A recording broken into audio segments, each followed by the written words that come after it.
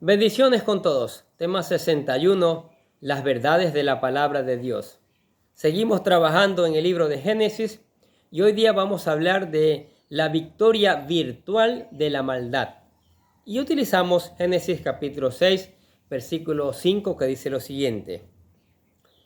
El Señor vio que era mucha la maldad de los hombres en la tierra y que toda intención de los pensamientos de su corazón era solo hacer siempre el mal. ¿Qué cosa nosotros los seres humanos? Siempre vamos en contra de las cosas de Dios. Pero hoy es el día para arrepentirse y hacer las cosas bien. Ahora, en el tema anterior vimos el origen de los demonios y cómo los ángeles caídos incrementaron la maldad en el mundo de forma exponencial al corromper al hombre tanto física como espiritualmente, al mezclar su semilla con las mujeres y al hacer que el corazón de toda la humanidad se alejara del Señor y solo pensara todo el tiempo en la maldad. Ahora veremos el juicio que emite Dios sobre los habitantes de la tierra, dándonos otro punto de vista del comportamiento de la sociedad antidiluviana. Lo que aparentemente representaba una victoria para Satanás al hacer que cada nueva generación empeorara, superando los pecados, transgresiones e iniquidad de sus antepasados, con el objetivo de evitar la venida del Mesías, ya que la semilla de la mujer habría desaparecido. Pero como siempre, nuestro Creador tiene la última palabra y su plan de salvación va a ser exitoso, sin importar los esfuerzos de Satanás ni del hombre para impedirlo. Isaías capítulo 14, versículos del 24 al 27 dicen: El Señor de los ejércitos hizo este juramento. Todo se hará tal y como lo he pensado. Todo se confirmará tal y como lo he decidido. Yo destruiré al asirio en mi tierra, lo pisotearé en mis montes. Libraré a mi pueblo de su yugo y le quitaré esa carga de sus hombros. Este es el acuerdo que se ha tomado en toda la tierra, y esta es la mano que se ha extendido sobre todas las naciones. El Señor de los ejércitos lo ha dicho. ¿Quién podrá impedirlo? Él ha extendido su mano. ¿Quién la hará retroceder? Qué tremenda palabra, ¿no es cierto? Ahora, el versículo 5 de Génesis capítulo 6 contiene una de las declaraciones más fuertes y claras sobre la naturaleza pecaminosa del hombre y marca la cúspide de la maldad que alcanzó la humanidad en tan solo 10 generaciones desde el pecado original de Adán y Eva hasta Noé. Y gracias a la ayuda de los ángeles caídos, quienes corrompieron aún más a la humanidad, enseñándoles nuevas formas de pecar ante el Señor, la raza humana llegó al punto en que todo el tiempo su corazón solo pensaba hacer en el mal. Oiga, y muy parecido a nuestros días. Por eso la segunda venida del Señor está muy cerca. Mateo capítulo 15, versículos 19 y 20 dice: Porque del corazón provienen los malos pensamientos, homicidios, adulterios, fornicaciones, robos, falsos testimonios y calumnias. Estas cosas son las que contaminan al hombre. Ahora, la frase "el Señor vio", esta expresión nos muestra una amarga comparación con el pasaje de la creación de Génesis capítulo 1, versículo 31, donde todo lo que hizo el Creador para el hombre era bueno en gran manera. Y ahora es contrastado con la maldad hecha por el corazón del hombre caído. Sobre todo lo que Dios le dio con su responsabilidad para cuidar y mantener. Una mayor énfasis sobre la maldad del corazón humano es definitivamente concebible. Génesis capítulo 1, versículo 31 que dice: Dios vio que lo que había hecho era bueno en gran manera, y fue la tarde, y fue la mañana, el sexto día. Y la frase donde dice: era mucha la maldad de los hombres en la tierra. Nuestro Creador, el Dios Todopoderoso, nos está dando una de las descripciones más vívidas de la depravación total del hombre como consecuencia del pecado que nos separa de Dios. Lo que comenzó con el pecado original de Eva y Adán, creció con el asesinato de Abel a manos de Caín y evolucionó en la violencia de Lamet, quien orgullosamente declaró que mató a un joven por haberlo herido. Ahora la maldad estaba en pleno apogeo en toda la raza humana, alcanzando proporciones universales. La gente se había vuelto completamente corrupta, fabricando el mal al más alto nivel posible. Génesis capítulo 6, versículo del 11 al 13 dice: pero la tierra se había corrompido delante de Dios, y estaba la tierra llena de violencia. Dios miró a la tierra y vio que estaba corrompida, porque toda carne había corrompido su camino sobre la tierra. Entonces Dios dijo a Noé: he decidido poner fin a toda carne, porque la tierra está llena de violencia por causa de ellos. Por eso voy a destruirlos junto con la tierra. Este versículo nos muestra el resultado del comportamiento de nuestra naturaleza pecaminosa y la razón por la que el Todopoderoso odia el pecado. Es la prueba de que el hombre está muerto espiritualmente desde el nacimiento, al haber heredado la naturaleza carnal de Adán, que nos mantiene separados del Señor. Por lo que es prioritario regresar a Dios en esta vida. Para ello, necesitamos arrepentirnos de nuestros pecados y poner nuestra fe en el único quien nos puede salvar de nuestros pecados, es nuestro Señor Jesucristo, nadie más, quien nos permite regresar al Padre a través del Espíritu Santo, quien nos revive espiritualmente y nos permite estar vivos tanto físicamente como espiritualmente para estar con Jesucristo por toda la eternidad. San Juan capítulo 14, versículo 6 dice: Jesús les dijo: yo soy el camino y la verdad y la vida. Nadie viene al Padre sino por mí. Y Salmos capítulo 14, versículo 3 dice: pero todos se han desviado, a una se han corrompido. No hay quien haga el bien, no hay ni siquiera uno. Ahora, la frase toda intención de los pensamientos de su corazón era solo hacer siempre el mal. El juicio de Dios se basó en dos cosas que observó en el hombre. Primero, la gran maldad del hombre en la tierra, lo que significa que estaban cometiendo actos de pecado, enfatizando el pecado extremo. Y segundo, que toda intención de los pensamientos de su corazón era solo para la maldad.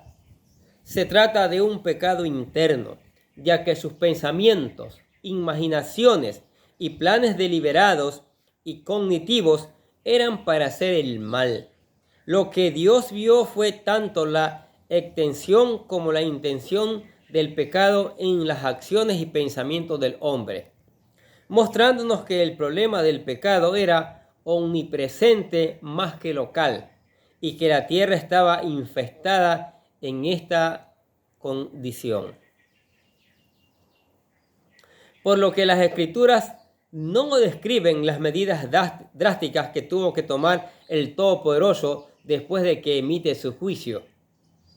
Por el gran dolor que la humanidad le causó con su mal comportamiento, al no seguir sus leyes y por su falta de fe en él. Así que tenemos la descripción de que Dios vio en Génesis 6:5, luego cómo se sintió en Génesis capítulo 6:6, y lo que él intenta hacer en Génesis capítulo 6, versículo 7. Y el resultado fue el diluvio. Ahora, Jeremías capítulo 17, versículo 9 dice: nada hay tan engañoso ni tan absolutamente perverso como el corazón. Nadie es capaz de conocer a fondo su maldad. Y Romanos capítulo 3, versículo 23 dice: porque todos pecaron y no alcanzaron la gloria de Dios. La palabra intención viene del hebreo yetzer, que significa imaginación, marco intelectual, formar, y proviene de la raíz yatzar, que se utiliza en Génesis capítulo 2 para describir la formación del hombre a partir del polvo del suelo, dándonos la imagen de Dios como un alfarero que forma al hombre.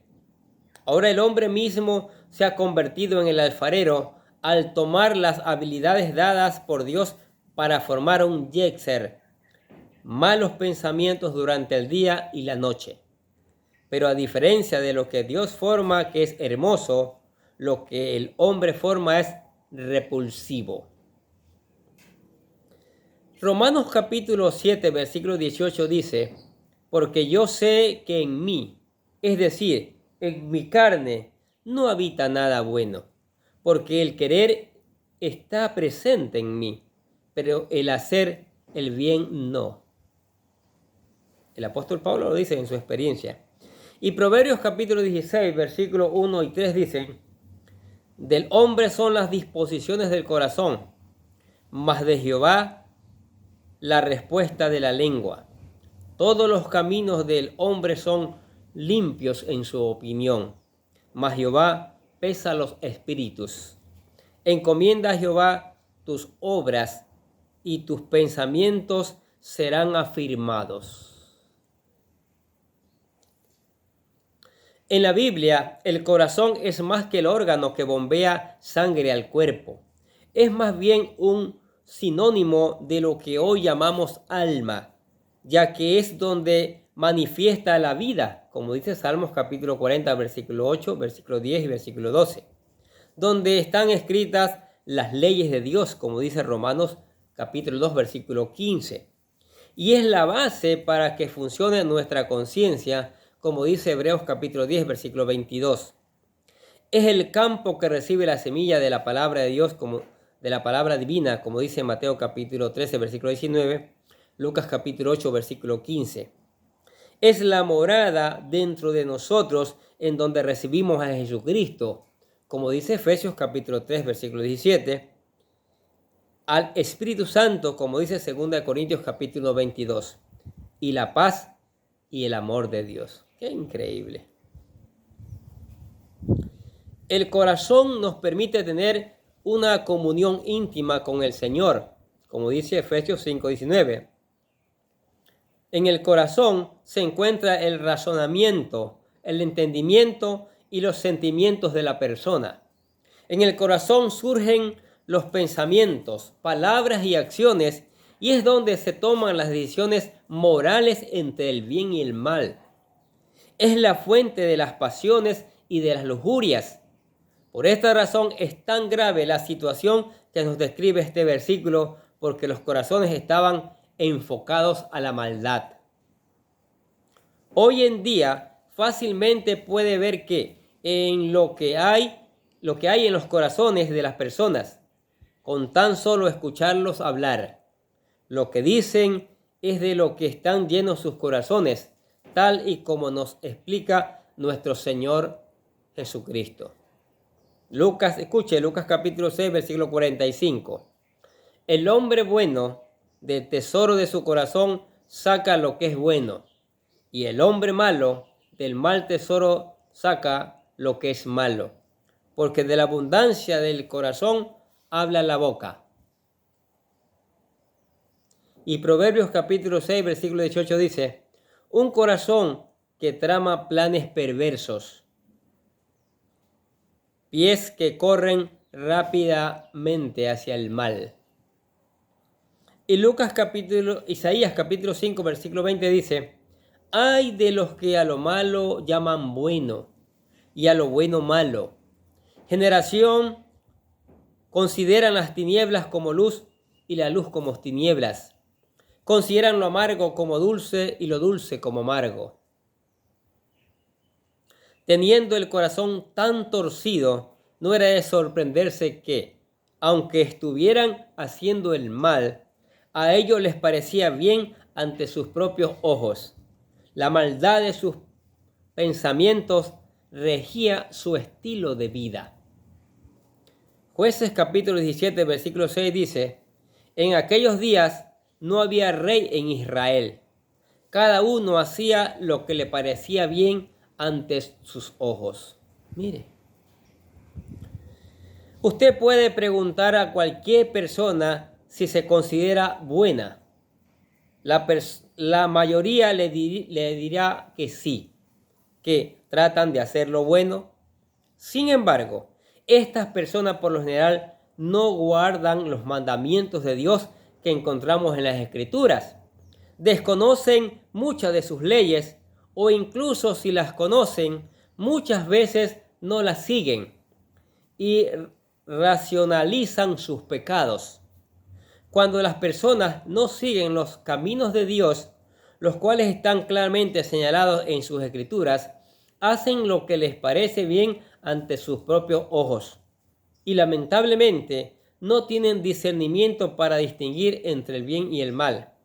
Ellos no encuentran ningún problema cuando cometen pecado, pero ante Dios todos somos pecadores y merecemos terminar en el lago de fuego. ¿Qué les parece? Por eso es nuestra responsabilidad como creyentes vueltos a nacer, mostrarles la buena noticia del Evangelio, decirles la verdad y dejar que ellos decidan si quieren seguir en sus pecados, muertos espiritualmente, o escoger la vida eterna que nos ofrece el Señor Jesucristo. Por eso usted nos ve haciendo videos todos los días, para que usted crea en la palabra, crea en el Señor Jesucristo. Salmos capítulo 36, versículos del 1 al 4 dicen, la transgresión habla al impío dentro de su corazón. No hay temor de Dios delante de sus ojos, porque en sus propios ojos la transgresión le engaña en cuanto a descubrir su iniquidad y aborrecerla. Las palabras de su boca son iniquidad y engaño. Ha dejado de ser sabio y de hacer el bien. Planea la iniquidad en su cama. Se obstina en su camino que no es bueno. No aborrece el mal. Si las palabras no están caminando por los caminos del Señor, si las personas no van a formar sus pensamientos, van a seguir formando sus pensamientos malos en sus corazones, debido a que la naturaleza del hombre permanece sin cambios. Porque observamos que el hombre por sí mismo es incapaz de hacer lo que es bueno. Incluso para pensar, ¿sí?, o para tener un buen pensamiento o hacer una buena acción. Puede fácilmente observar esto desde la infancia. Observe a niños pequeños cómo se comportan. Son egoístas, no obedecen, no quieren compartir sus juguetes o sus golosinas con otros niños, etcétera, etcétera. Y cuando crecen, siguen con los comportamientos similares, lo que sus pecados solo van en aumento. Por lo tanto, las obras de los hombres no regenerados no son obras propiamente buenas, ya que un árbol malo no puede dar frutos buenos y correctos, como lo podemos corroborar en la Biblia, la palabra de Dios, en Lucas capítulo 6, versículo 43 al 45, y Mateo capítulo 7, versículos del 15 al 20. Porque el comportamiento de la gente no mejoró después del diluvio, no mejoró. La corrupción moral del hombre empieza desde la niñez y a lo largo de toda su vida. La corrupción moral, ¿sí? Y la vida, todos los días hace el mal, de día y de noche, ¿sí? Sin interrupción. Por eso Dios mandó el diluvio. Como nos dice Moisés en Génesis 8:21, donde tenemos una prueba evidente de que Dios mismo esperaba ningún cambio en la naturaleza humana por sí misma, pero por su gran misericordia y paciencia hacia nosotros, nos promete que nunca enviará un segundo diluvio como juicio por la perversidad de los seres humanos. Génesis capítulo 8, versículo 21 dice: y dijo el Señor para sí: nunca más volveré a maldecir la tierra por causa del hombre, porque la intención del corazón del hombre es mala desde su juventud. Nunca más volveré a destruir todo ser viviente como lo he hecho. Santiago nos explica el ciclo vicioso del pecado, en donde solo falta una tentación para que una persona que lleva una mala vida con su corazón corrupto, para que lleve a cabo malas acciones y pecados, porque está predispuesto a reaccionar con malos frutos o malas acciones. Y como resultado del pecado, Dios nos sentencia a la pena capital. Por eso todos morimos como resultado de nuestros pecados. La única excepción fue Jesús, quien no pecó, pero a quien le fueron imputados todos los pecados de la humanidad cuando estaba en la cruz. Y gracias a él no podemos salvar y recibir la vida eterna, cuando nuestros pecados son justificados ante el Padre. Santiago capítulo 1, versículo 14 y 15 dice: al contrario, cada uno es tentado cuando se deja llevar y seducir por sus propios malos deseos. El fruto de estos malos deseos, una vez concebido, es el pecado, y el fruto del pecado, una vez cometido, es la muerte. Jesús nos advirtió que cuando Él regresara en su segunda venida, la sociedad sería como la que existió en los tiempos de Noé, Mateo 24:37. Y podemos ver cómo la cultura actual promueve todo aquello que va en contra de las leyes y el temor del Señor, burlándose y atacando abiertamente a todo aquel que trate de hacer lo recto. Los medios en las películas y en la televisión fomentan el egoísmo, la sensualidad, los malos hábitos e inclusive actos criminales para desensibilizar a las personas acerca de lo que es bueno y malo. Y por su naturaleza, el hombre es propenso a pecar constantemente, y la iniquidad de la sociedad minimiza o incluso elimina las restricciones morales, incentivando los apetitos del hombre a que solo piensen hacer el mal en todo tiempo.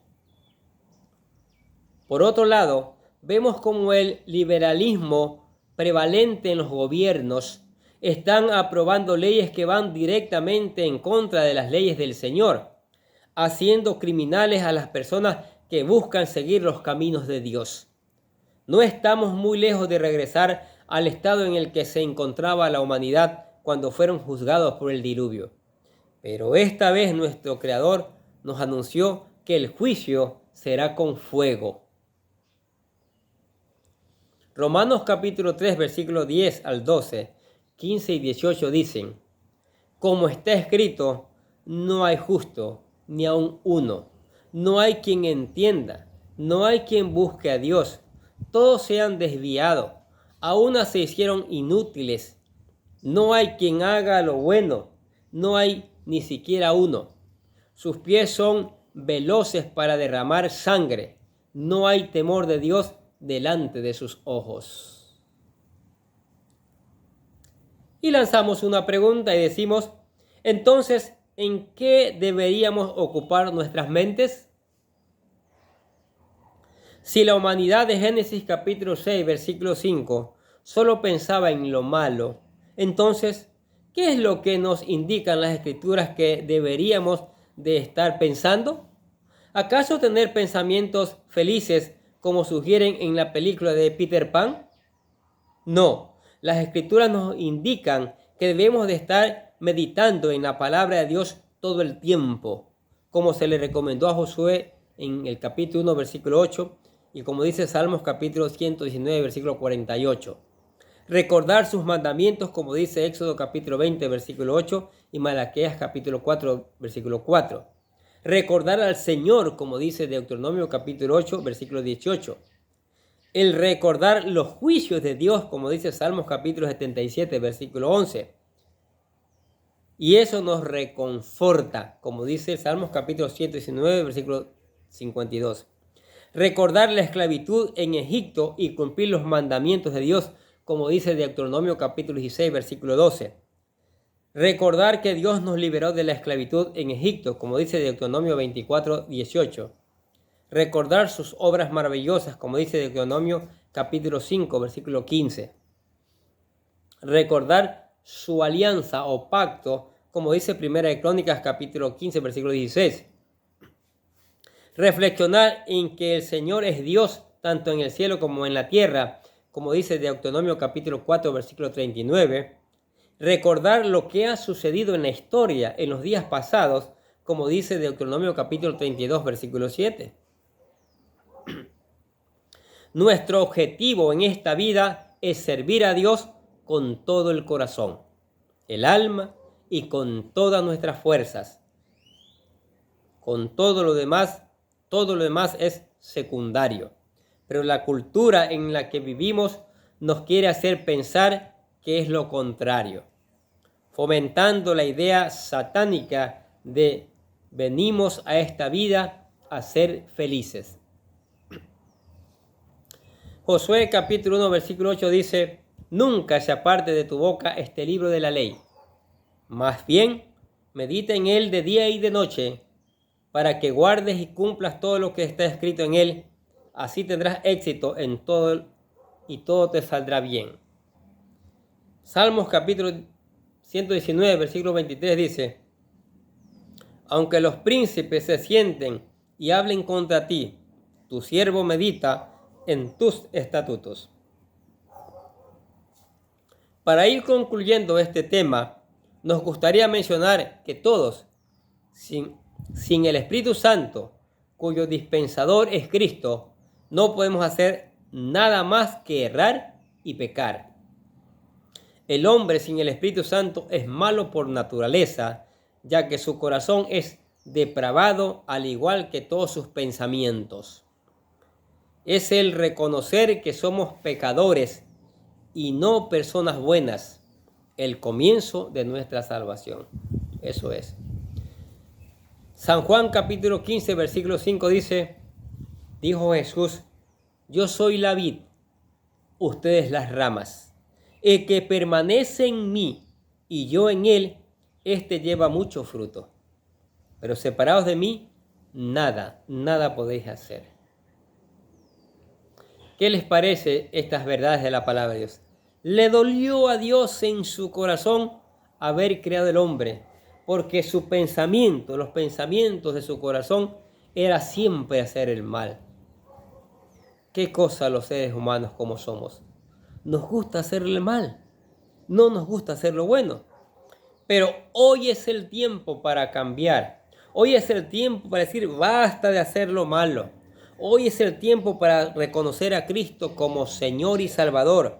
Hoy es el día para entregarle el corazón al Señor Jesucristo y decirle, quiero ser una nueva criatura. Quiero ser un verdadero hijo tuyo. Un hijo que medite en tu palabra, que pone en práctica tu palabra. Amén. Repita la oración con todo su corazón para convertirse en un hijo de Dios. Querido Dios, sé que soy un pecador y que nada de lo que hago puede hacerme ganar el cielo o la vida eterna. Creo que Jesucristo murió por mí derramando su sangre para lavar todos mis pecados, para ser redimido, y que se levantó de la tumba al tercer día. Ahora mismo lo recibo como mi Salvador personal, confiando solamente en Él como mi único camino al cielo. Señor Jesús, séllame y lléname con tu Espíritu Santo, y escribe mi nombre en el libro de la vida para ser salvo. Y decimos, gracias, amado Padre Celestial, por regalarme la vida eterna. ¿Aceptó a Cristo? La mejor decisión que usted ha tomado en toda su vida. Ahora venga, todos los días medite en la palabra de Dios. Deje que la palabra de Dios le enseñe. Deje que la palabra de Dios lo lleve por el camino derecho que va hacia la vida eterna. Busque aplicarla, busque obedecerla y por qué no predicarla también a otros para que otros se enteren de estas maravillosas verdades. Tenga tiempo de alabanza, alabe al Señor por sus proezas, por la salvación que le ha regalado. Converse con Él a través de la oración, ¿sí? Él le va a responder a sus peticiones. Y le invitamos a la iglesia. Hay espacio para usted y su familia para que juntos sigamos aprendiendo las verdades del Señor. Amén. Oremos. Gracias, Padre, por tu palabra, Señor. Fiel, tu palabra que cada día nos enseña. Esa palabra maravillosa que nos cuenta la verdad, que nos desnuda con la verdad, que nos señala el camino por donde debemos transitar, Señor.